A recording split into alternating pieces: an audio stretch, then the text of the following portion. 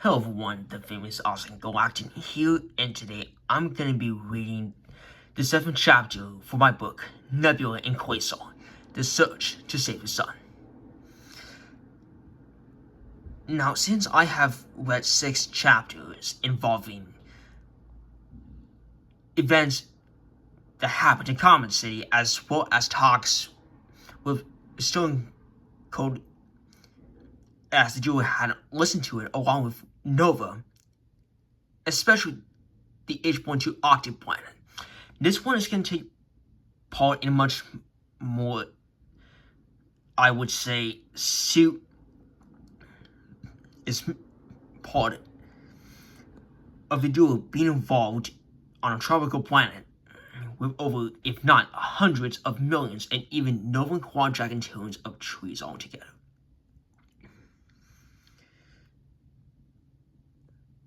And with the mission being the same. So, without further ado, I'll begin the chapter.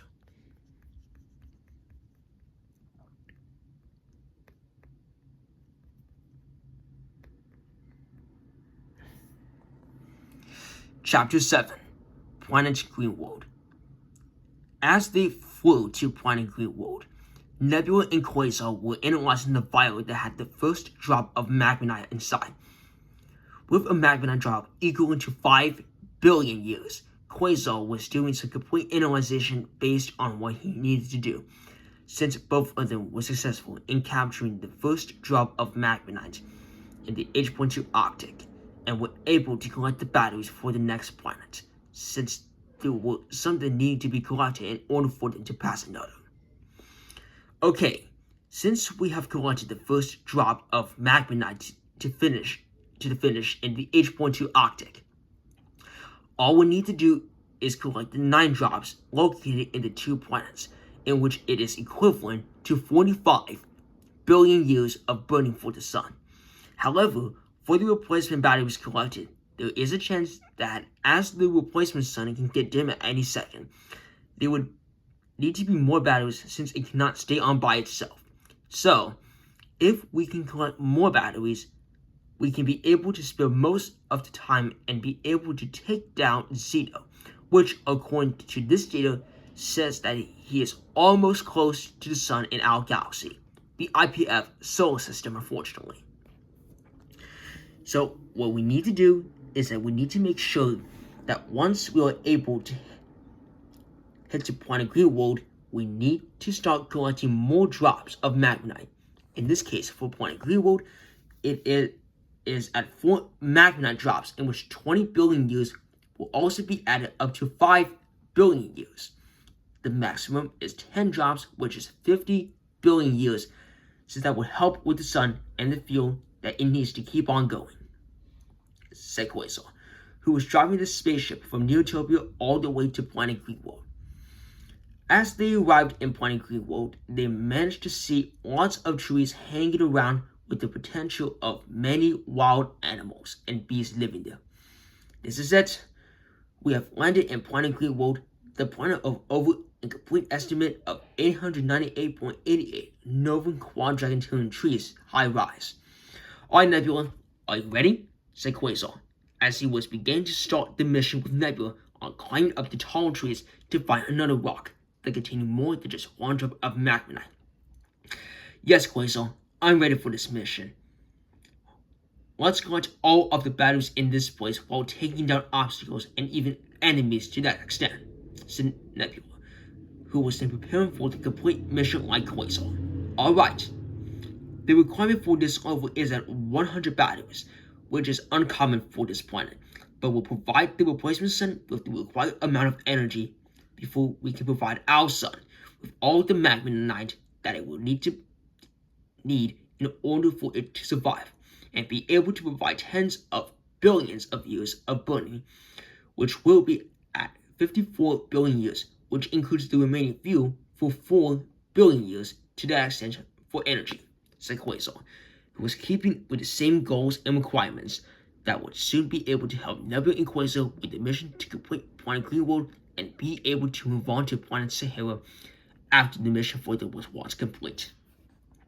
Alright, let's go, said Nebula, who was beginning the journey. As they proceeded to go deep into the 898.88 Novum Quadrilateral trees and planet Greenworld, they began to encounter many insects and creatures that consisted of bees, ants, wasps, and even animals such as birds and even frogs that as they managed to go around them while being fascinated by the sight of them moving about as they managed to collect batteries in all runs. On a walk they passed by, they managed to find 5 batteries and continued to keep going while dodging obstacles. Finding enemies also, they proceeded to shoot space rays at them whenever Nebula and Quasar either jumped on logs and tree branches or even swinging onto the vines to take down enemies, causing them to be blasted into Nova Quadrilaterals and dual centurions of pieces while finding something that could be given to the Comet City federal government as a result. Hey Quasar, since we're running to collect all of the 100 batteries, since we now have 5 batteries, how many bees and wasps do you think are there with the addition of frogs and even birds? Said Nebula, who was curious to find out how many there were on planet Greenworld and what was the total number of animals and insects living there. According to my research done on papers in paragraph form, which is one of my favorite things to do, there is as much as 878 tree centurion bees that make honey, compared to Comet City's 798.88 tree centurion honeybees. There were also 89 centurion wasps, and so far 179 tree centurion birds to begin with, and 888 tree centurion frogs living in planet Greenworld, said Quasar, who was doing his conducted research based on how many animals and insects lived there to begin with. As they continued to go throughout the rainforests of the planet and proceeded to climb up trees to get to the destination while collecting 6 batteries throughout the way, they encountered one tree that had an opening into it. Man, this tree does not seem right to the rest of them. It's obvious that the 898.88 Novum Quadrilateral trees on planet Greenworld do not have openings at all. I am pretty sure that this could be something that we need to enter in, said Quasar, who was curious after seeing the hole in the tree that led to a passageway, and something even more likely into the final place where a rock containing even more drops of magmanite could be found. Well, that is something that I have also witnessed since we landed in planet Greenworld. I think that since this tree is classified as a super tall tree with inhabitants of 872 Nova Quadrilateral honeybees in a center place compared to the rest of the trees, I think that we need to be sure if that appears to be at the right place. Because since we need to collect 100 batteries with the potential to move on, we're going to have to move in, said Nebula, who was explaining to Quasar that there happened to be no other choice than to enter the tree as a complete result, since the 898.88 Nova Quadrilateral trees do not have any kinds of holes like the first one aside. Alright then, what are you waiting for? We need to enter in since we have no other choice, said Quasar, who is beginning to realize that both Nebula and Quasar himself cannot enter a random pathway and must go in one direction, since there would be something that could come up in the form of a trap and could ruin the entire mission completely. As they entered in, the inside of the tree was none other than platforms. However, at the same time, there were also batteries, total up to 79, with 5 on each of the 15 platforms in a super tall tree, with 4 additional batteries at the end as a result. Wow, 5 batteries on each of the platforms. I think that there was no choice but to hop on those branches to head to the top, said Quasar, who was completely amazed at what he saw, with the potential to collect all of the batteries after using the branches to swing to the platforms as always. Alright, Quasar, since you know about this, the only way to get to the top of collecting all of the batteries is to swing onto the branches and hopping onto the platforms. Got it, Nebula. I will need to swing onto the branches and move up to the top of the platforms, so that way it will make it easier for me to keep up going, said Quasar, who was agreeing with the plan as always, with the potential to find second rock containing more magmanite than the first one in the H.2 Arctic. However, as time went by, they heard a buzzing sound, as they managed to look down straight at the bottom, they were completely shocked at what they saw. It appears to be none other than the saw powered by a machine that must have entered the tree, and now it's almost reaching to the top, said Nebula, who was nearly scared and shocked at what she managed to see with the potential of it coming up. Wait, what does that say? Said Quasar, as he managed to continue looking at the machine completely set. Looking at the title of the entire machine, it read Pseudo engraved onto it. Seeing it, Quasar was completely enraged at what he saw with the potential to tell Nebula on what was happening with the sun attached to the machine going up. Bad news, Nebula. Pseudo introduced this machine into the tree, and now it appears that it is making its way up. We need to act fast, said Quasar, who was completely alerted at what he saw when he looked down. Alright then, Quasar, let's get to the top as soon as possible, said Nebula, who was now feeling a need to get to the top as soon as possible before something bad could have happened to them. Proceeding to go up, Nebula and Quasar jumped and swung on all of the branches while collecting 5 batteries for each and every other platforms jumped on. Jumping on one to the next, they were almost able to make it up to the top when suddenly Quasar tripped over something and knew that the saw attached to the machine was coming really close to him and that he would be doomed to meet his death. Oh, come on! I need to completely get up before I'm shredded, said Quasar, who was struggling to get up. Nebula, seeing this, did as much as she could in order for Quasar to get up to the top. Pulling his arm, Quasar struggled to get to the top as he was using his strength to push his hand up and then move his leg to get up.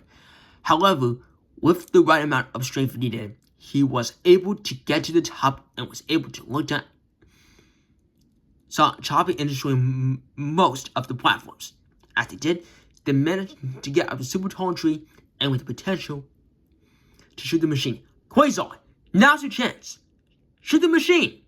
Shouted Nebula as Quasar was ready to get the space ray from his pocket to shoot the machine.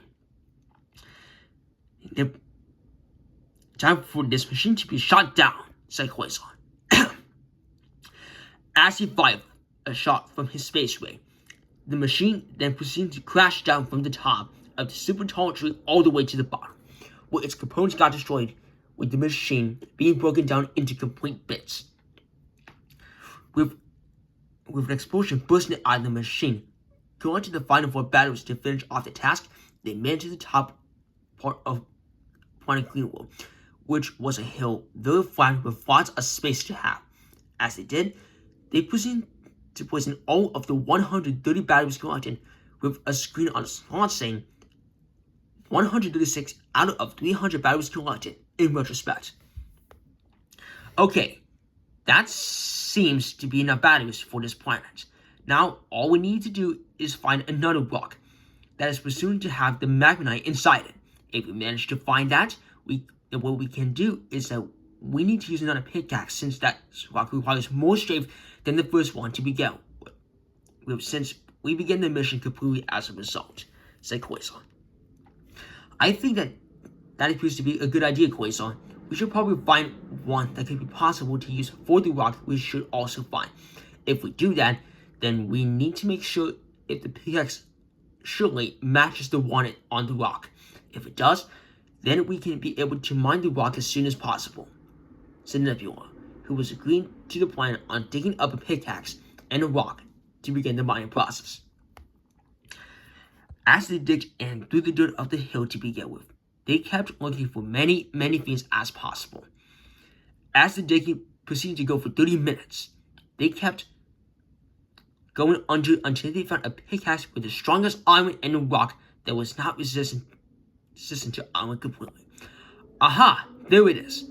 A rocket pickaxe that we completely found, said Nebula. Great job, Nebula.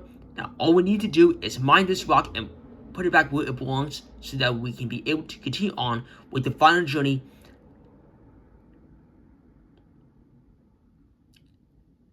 with the final planet, which is Planet Sahara. I'll pause it here so I can continue on. However, However, there could be assumptions of Planet Gigalantica being next. Once we do that, then we can be able to continue on with the journey that will help us save the sun no matter what comes in our way.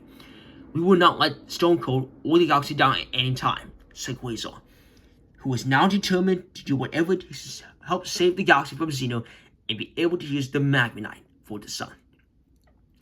As Quasar proceeded to mine the rock with a pickaxe, the mining took as much as 20 minutes before anything could be done.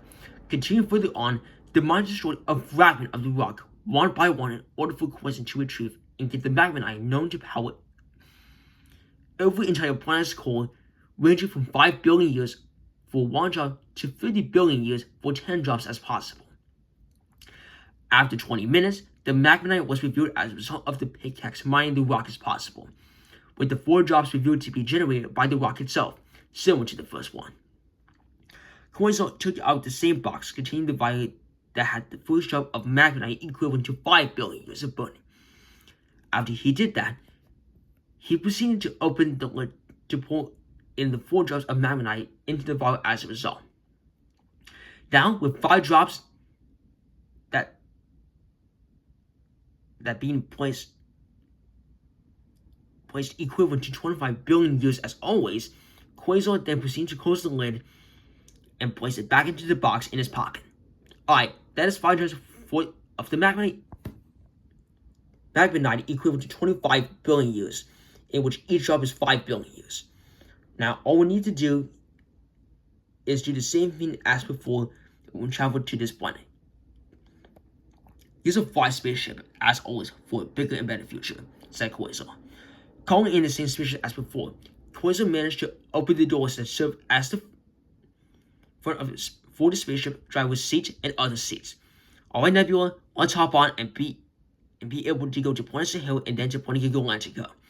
We've got more batteries that we will need to collect along with the final drops of Magmanite that we will need in order to make this mission, as always, epic and supreme, said Quasar. Sure thing, Quasar, let's go, said Nebula. As both of them proceeded to hop on, they departed from Planet Greenworld and then all the way to the IPF solar system. Soaring by, the journey then proceeded to drive for 3 hours before reaching Planet Sahara. However, as they would do so, something even more intense was about to happen. So that's going to be the end of Chapter 8. Now, if you like this video, don't forget to hit the like button down below and please subscribe to me. More videos will be coming soon as I continue to read the entire book. Anyways, have a good evening.